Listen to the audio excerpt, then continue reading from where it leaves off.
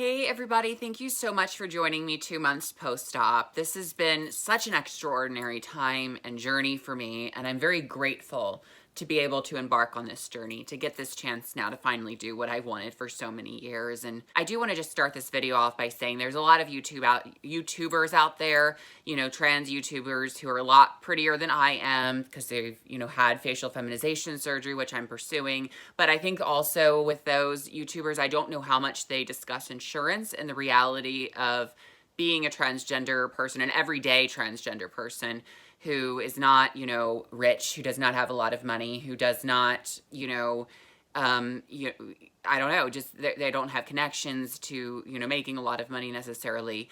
The point of the matter is that, being able to transition, if you don't have support from your parents or your parents aren't helping you out financially, it can be very strenuous and difficult when so many states still do not have access to insurance for transgender procedures, or there is no state insurance that will cover trans procedures. My state's one of those states.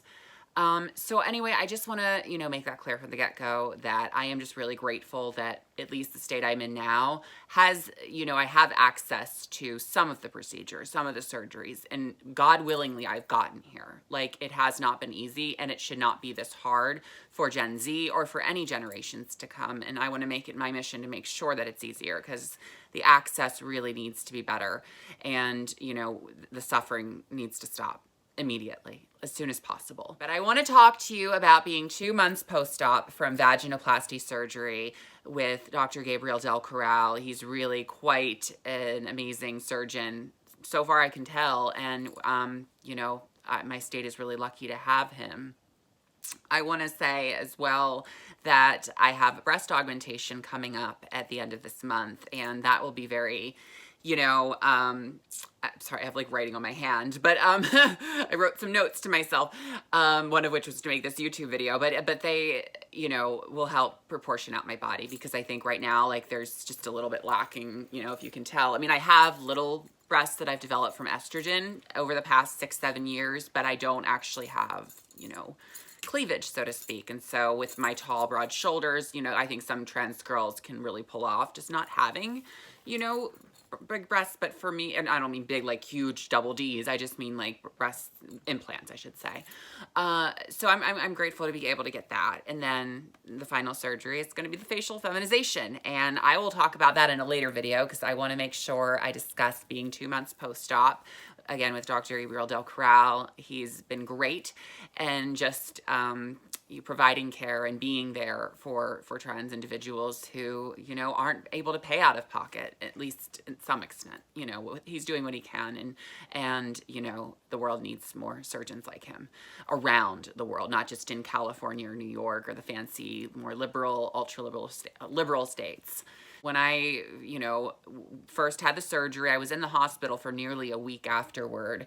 I had a catheter in me, and I also had packing, which is just basically, there's something for me, since I had vaginoplasty, I had my male genitalia inverted into vagina, and therefore there's packing put inside of the vagina to keep the hole from closing up. And once the packing was taken out, I have ever since been required to dilate 3 times a day for 15 minutes, and that helps keep the hole from closing up. It's not a sexual thing. It's not like I'm, masturbating or anything like that. I'm simply just, putting something inside of the hole to keep it from closing up in the event that down the road I would like to have sex, just let's put it this way, have sex. I'm so modest about it. I'm talking about all these things, sex is like not but yet I'm so modest about sex. So anyway, I definitely do think that, it's sex reassignment surgery that I just had, gender reassignment surgery, but it's not necessarily a sexual thing. Like, I'm not doing it to have sex, and for me, I was able to make peace with the possibility that I might not have pleasure down there anymore after having the surgery. And thankfully that has not been the case. I've been very thankful with that regard as well. So in the future, or in any case, it's let's just put it this way, an orgasm is a gift from God. So I'm grateful to have it. And I'm grateful to be able to recover from this surgery in a way that's allowed me to just have a routine with three times a day, and then also to just be able to say, okay, I took this major step and had this big surgery that a lot of people, at least in the past, were referring to as the ultimate surgery for transitioning. And in some cases, it really is. It really is the ultimate surgery. If you think of it a certain way, like a lot of people will like, oh, well, you know, if you're a transgender person, then that just means you're not happy with the genitalia that's down there. And gender is a spectrum, and even there's a spectrum within the trans community, and not every trans woman wants to get rid of her penis, and not every trans man wants to get rid of his vagina.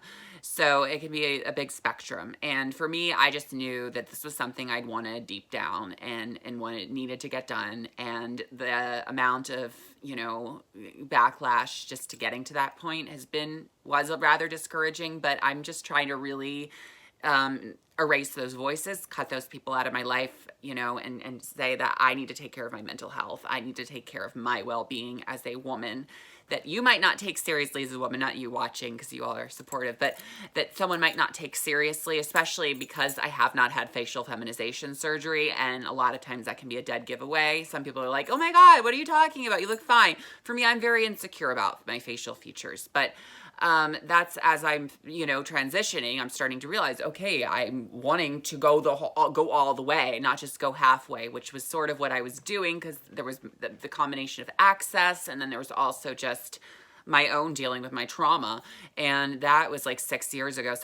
So I did the hormones and everything, but I'm grateful to be getting this done. And my goal is to be done by this time next year, like completely done, like my final surgery done as well. And that's facial feminization surgery, which I will talk about more in future videos, because I think this surgery is huge. It's, you know, it's something that really, facial feminization and facial gender affirmation surgery are just super, you know, I think not as well known, not as well understood by the cisgender community or the cis community, and there's a lot of lack of coverage and of insurance for feminization procedures or facial procedures because it's seen as cosmetic because you're getting plastic surgery, but it's not just that. And I will be honest, when I first moved to California, like I think I wanted a nose job as a teenager, but I didn't. When I first moved to California, I was just like, facial feminization surgery, what's that? I'm just like, why do you want that? And then I've realized, oh my God, I totally get it. It makes sense now. So, but with being 2 months post-op, I have to take a step back and say, you know what, I did a big thing and I'm not there yet, but I should enjoy the process. It's a marathon, not a sprint, like anything else in life. And yes, the access should be important, or should be, you know, readily there, but, and it sucks that I've had to jump coast to coast, but I'm trying to see it as a blessing. I'm trying to see it as an opportunity and a way to grow and make a difference and make the years of my life to come the best years that are to come. And I, you know, feel like that's really possible. I think for a while I was just thinking to myself, oh my gosh, it's not going to be possible, but I think it totally is possible. I think the best really could be yet to come, and I'm excited for that. And I don't want to listen to the dread or the haters or say, you know what, the world's going to hell. Maybe it is, but you know what? Why not let that propel us to do better? I mean, yes, we have to acknowledge what's going on around us, but why be miserable, especially if, you know, so much of our life has already been difficult. For me, I could cry at all the years of my life I've wasted, or that have gone to waste, or that I shouldn't say it so quickly that they were gone to waste completely, but they were definitely, you know, not years of my life that I'm ever going to get back. And if I could go back, you know, there are things I would definitely do differently to avoid certain outcomes, but we have to see it all as a blessing and all. We have to see it as something that, whatever it is, you know, even if it's a huge mistake, that's an opportunity for someone to be a better person than they otherwise would have been. And I truly believe that. And I hope that for myself. I'm also looking forward to, in a month from now, not having to dilate three times a day, only having to do it twice a day. So I'm going to be that much further along in my transition. In a month from now, I'll have had breast augmentation. I'll have had vaginoplasty and be in the, I guess, phase 2 stage of recovery after the initial 12 weeks. And, you know, just be well on my way towards working towards getting FFS and getting it covered under insurance. And that may very well mean moving. And you know what? That's okay, because I've lived in California before, and I'm, you know, maybe God's way of calling me back and using this as a chance to really show the world that there's a lot out there that still needs to be understood and appreciated. And I want to make that a possibility, or help make it a possibility. I really appreciate you tuning in to watch this video. I hope you are doing so well out there. It's a crazy world, but we can't let it bring us down entirely. It's okay to feel the pain and stuff, but we have to ultimately try to see what good there still is, and see the crazier the world is that much more of an opportunity to show what good can be had, even in the midst of chaos. Thank you so much, and yeah.